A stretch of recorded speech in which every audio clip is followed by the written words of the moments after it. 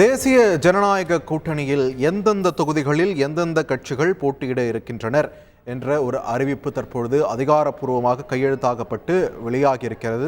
இது தொடர்பான முக்கிய செய்தியை நாம் பார்த்து வருகிறோம். அந்த வகையில் 19 தொகுதிகளில் தமிழகத்தில் பாஜக நேரடியாக களம் காண இருக்கிறது. தேர்தலில் 4 முனை போட்டி இந்த முறை உருவாகி இருக்கிறதை பார்க்க முடிகிறது. எந்தெந்த கூட்டணி எந்த அளவுக்கு சாதிக்க இருக்கின்றன, எந்த கூட்டணிக்கு சோதிக்க இருக்கிறது என்ற ஒரு பலத்த எதிர்பார்ப்பு இந்த தேர்தலில் நம்மால் பார்க்க முடிகிறது.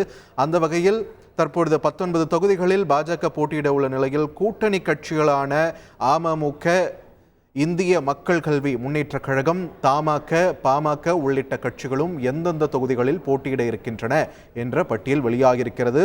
முறையே ஓ பன்னீர்செல்வம் அவர்களும் இந்த தேர்தலில் களம் காண இருக்கிறார். அவருடைய அணியினரும் இந்த தேர்தலில் களம் காண இருக்கின்றனர். ராமநாதபுரம் தொகுதியில் ஓபிஎஸ் அணியினர் போட்டியிட இருக்கின்றனர். இதிலும் குறிப்பாக பாஜகவின் சின்னத்தில் போட்டியிடுவார்களா என்ற ஒரு கேள்வியும் மற்றொரு புறம் எழுப்பப்பட்டு வந்தது. அதற்கு பதிலளிக்கும் விதமாக அந்த பாஜகவின் தாமரை சின்னத்தில் ஓபிஎஸ் அணியினர் போட்டியிட போவதில்லை என்பதும் உறுதியாகி இருக்கிறது.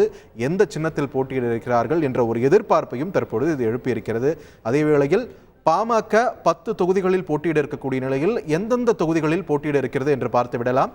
காஞ்சிபுரம், அரக்கோணம், தர்மபுரி, ஆரணி, விழுப்புரம், கள்ளக்குறிச்சி, சேலம், திண்டுக்கல், மயிலாடுதுறை மற்றும் கடலூர் ஆகிய 10 தொகுதிகளில் பாமக இந்த தேர்தலில் தேசிய ஜனநாயக கூட்டணியில் போட்டியிட இருக்கிறது. செய்திகளை உடனுக்குடன் தெரிந்து கொள்ள உடனே சப்ஸ்கிரைப் பண்ணுங்க.